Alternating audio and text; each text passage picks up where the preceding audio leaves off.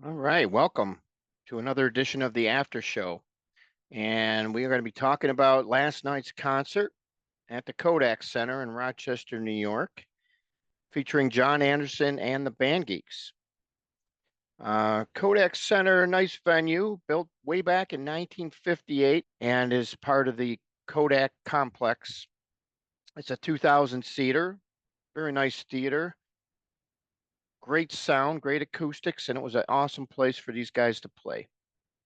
And let me tell you, these guys, they did play.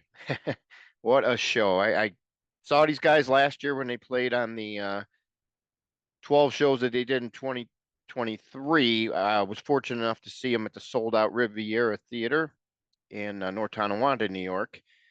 And if you thought they were good then man, you definitely should have been at this show last night. Although, it's a bigger venue and it didn't sell out, didn't have as many people at it as they were probably hoping for.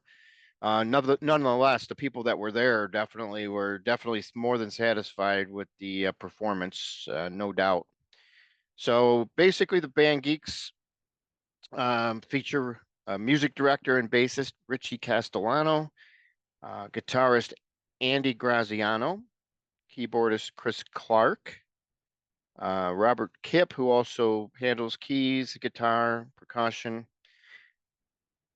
drummer Andy Ascolis, and obviously John Anderson, the voice of Yes on vocals.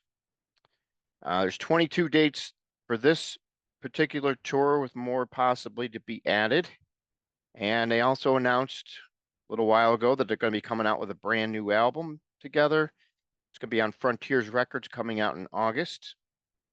And they actually played one song over the speaker in between the two sets, and they also put a couple songs inside the set, um, which is Shine On, True Messenger, Thank God. So they played a good variety of the new album, and I must say it sounds pretty good. Definitely interesting. We'll love to hear the actual recorded version of those songs and the rest of the album for sure, but definitely something to very well look forward to regarding Mr. Anderson and his band here.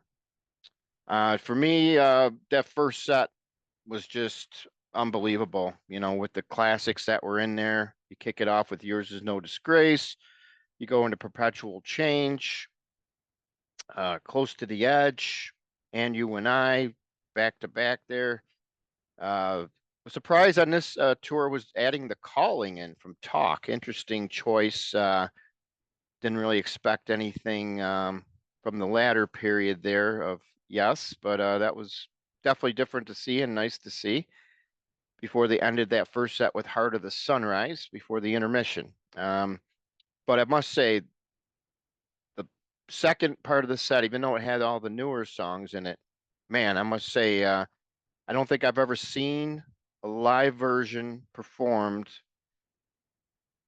with that much power. It was such a powerful performance of Starship Trooper as well as Roundabout. The two of them were just simply amazing and worth the price of admission just for that alone. Just those two songs would have been worth the price of admission.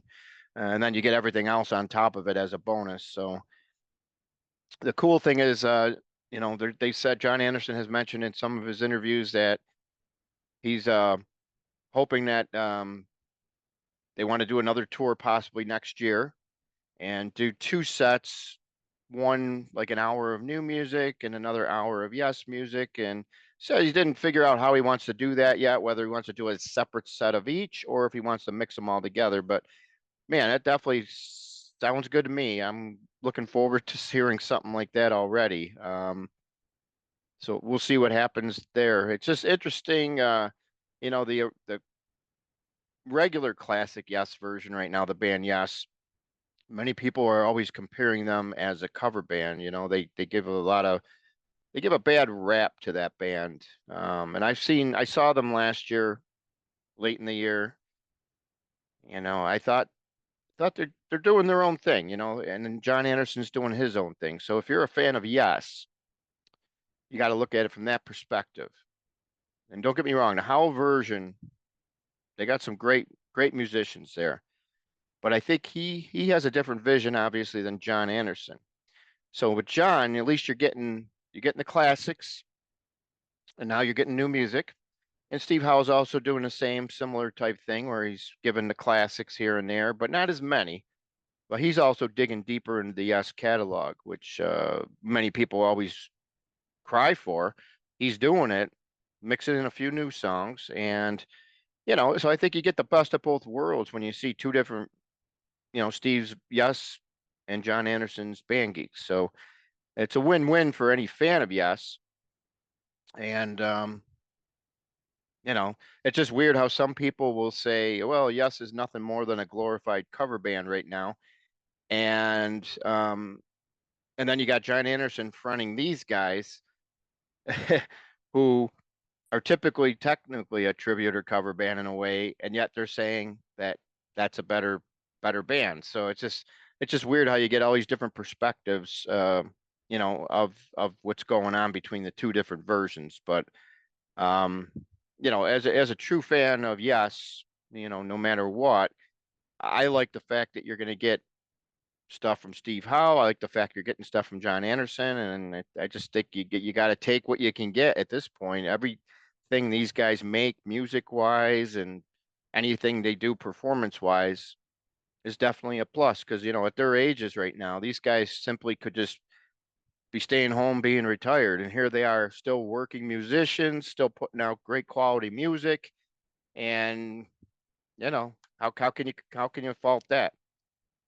So once again, anybody who is on the fence of seeing this John Anderson in the Band Geeks, I'll tell you, man, you definitely are missing a lot. And I don't know what you got going on in your lives, but anybody who had a chance to see any of these shows on this tour and just for one reason or another didn't, you're going to be kicking yourself as you keep on hearing more and more reviews about the show. So do yourself a favor. Don't be left in that site there. Go out and make sure you see these guys. You'll definitely be glad you did.